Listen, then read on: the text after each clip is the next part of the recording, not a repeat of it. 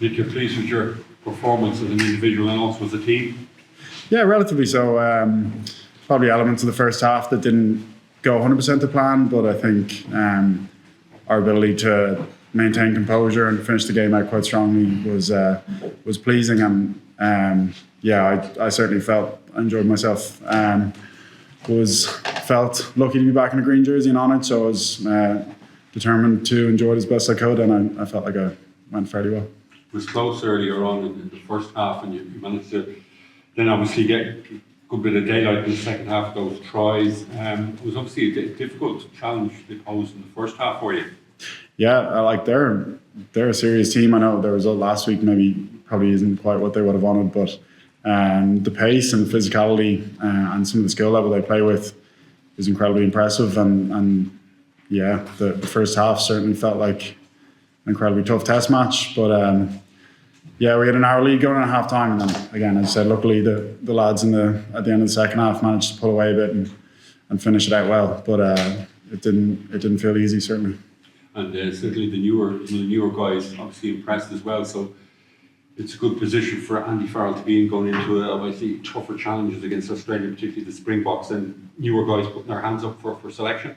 Yeah, probably one of the massive benefits that Irish rugby has at the moment is that there's people all around, like the Tom Farrell, that is the obvious one this week, that's been around for a number of years and hasn't gotten a chance. When you see him today, he comes in, and it's been obvious to certainly the Munster fans in the last couple of years and the Connacht fans before that he's more than good enough. So I'm sure the coaches will be pleased with that there's still people out there. It's not like we're in any position where we're struggling to find someone to step in. There's people putting their hands up all over the place, so it's good.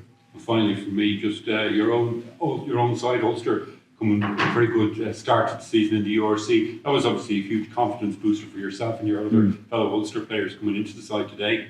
Yeah, we were obviously disappointed with how last season went, and I think just the way all the coaches have come together, the leaders, the young lads, everyone at Ulster's kind of made quite a conscious effort that we're going to put things right, and it feels like certainly based on the first few games of the season, we're making lots of steps in the right direction, and that's a bit of a cycle, isn't it? Confidence grows, then everything seems to fall into place that bit easier. So first few weeks of the season were very enjoyable. Pre-season was very enjoyable.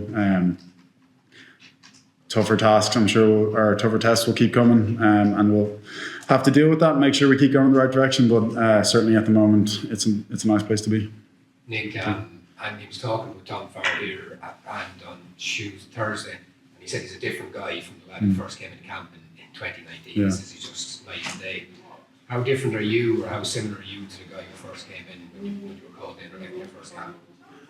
I'd say it's a good question. I'd say I'm fairly different. I would say I'm more, bit more settled, bit more mature, definitely. I'd say if you asked Andy and he'd tell you honestly, I'd say he probably thought I was maybe a bit desperate for it all. A few years ago when I first came in, and not that I'm not as enthusiastic as ever, but I think I just have a better, more measured approach to it now, and I feel like, I don't know, hope that I'm a more consistent, better player because of that. Do you think you're a better player technically as well? I mean, have you improved in that aspect of the game? Yeah, I think as a back row, my philosophy's always been that you kind of need to keep pushing all areas of the game. If you're severely lacking in one thing, then it essentially costs the team and probably costs you. So I would say that all around the small parts, just more time in this environment really helps with that.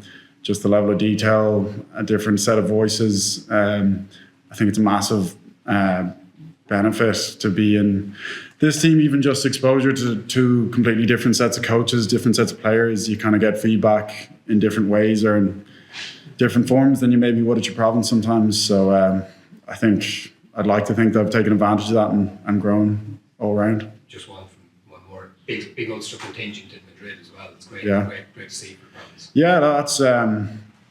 I feel at Ulster we've got some unbelievably exciting, unbelievably good players. All those lads out in Madrid, and then plus, I'm sure even a couple others back home that are injured.